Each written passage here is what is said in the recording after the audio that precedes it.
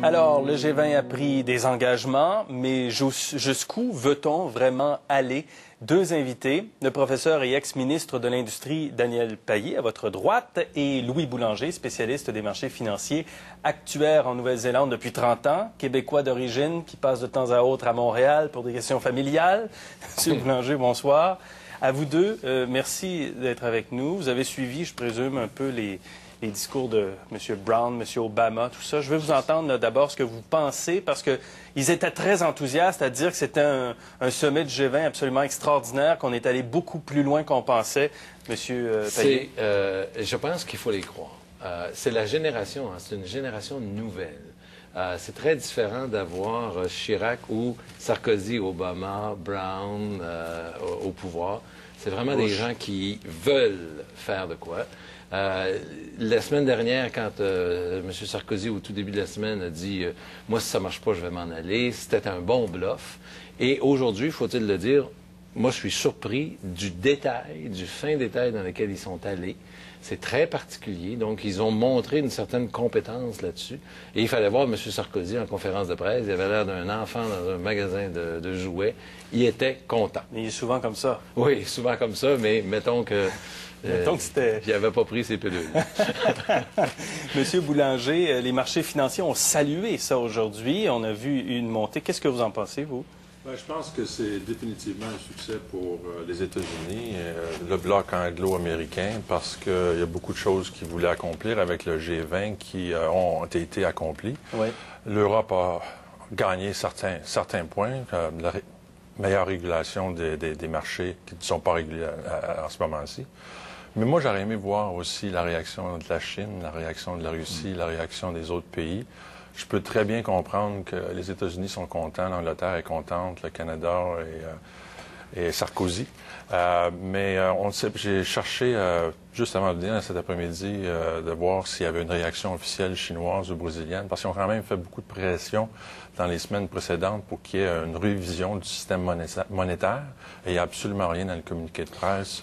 La révision du système monétaire, c'est l'idée de changer de devise comme étant de référence mondiale, notamment. On n'est pas proche de perdre le dollar américain comme étant une grande référence mondiale. Je ne dirais pas ça, parce que là, on a fait en disant il faudrait que le FMI vende son or. Ça a baissé, effectivement, le prix de l'or un peu.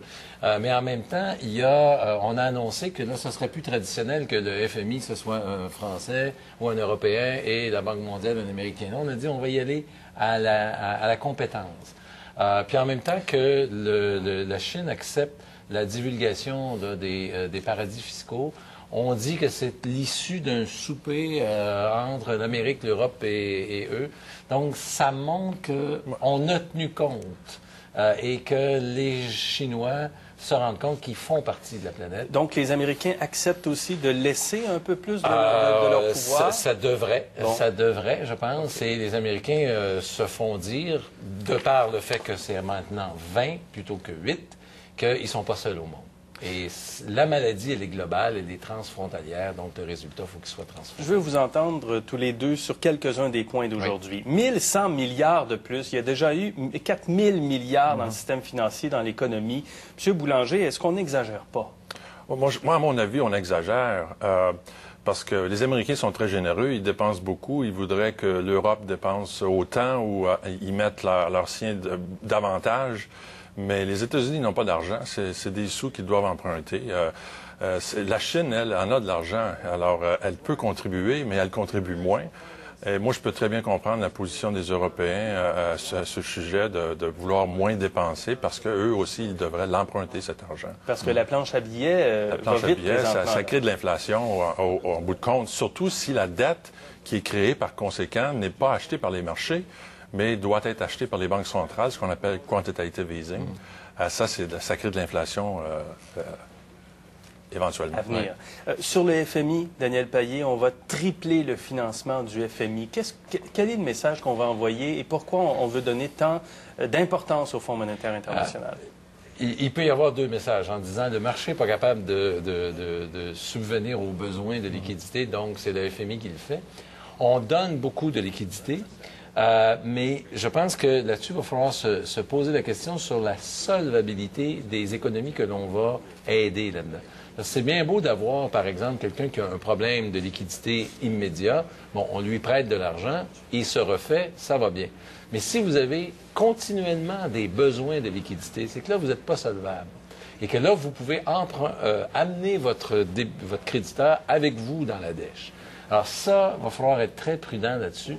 Et aujourd'hui, il va falloir décanter ça. Parce qu'il y a eu des 1000 milliards, là, puis bon, on ne sait plus ce que ça veut dire. Alors, il faudra être prudent là-dessus.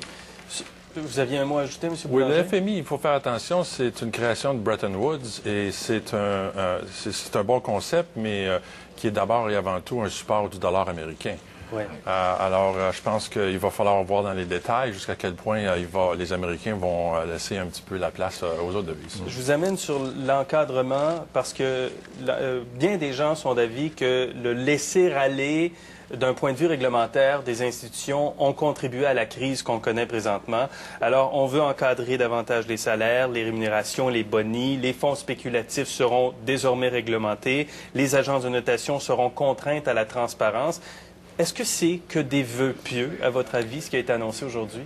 Je pense pas que ce soit des vœux pieux, parce que là, il était temps. Quand Gordon Brown a dit Washington, c'est terminé, il ne faisait pas référence à Washington de novembre, là, mais il dit il y a 20 ans, il y a eu une trop forte déréglementation.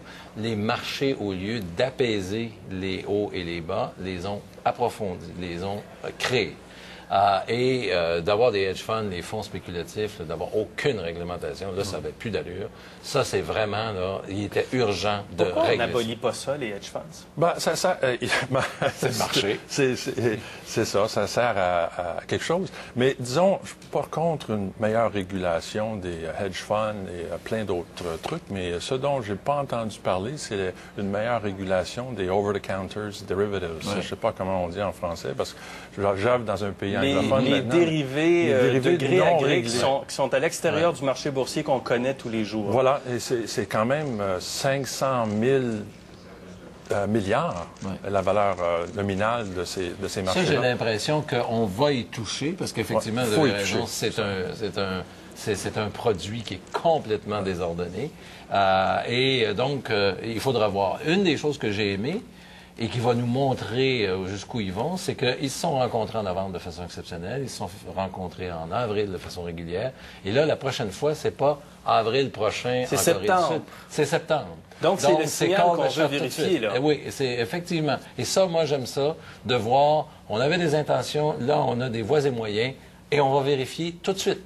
Parce que le mois de septembre, c'est demain matin dans ce système-là. Oui, mais c'est où? C'est à New York, j'ai entendu. Ça revient aux États-Unis. Non, les États-Unis, l'Angleterre. Quand même, on va aller en Nouvelle-Zélande. Non, pas en Nouvelle-Zélande, mais pourquoi pas à Tokyo? Pourquoi pas...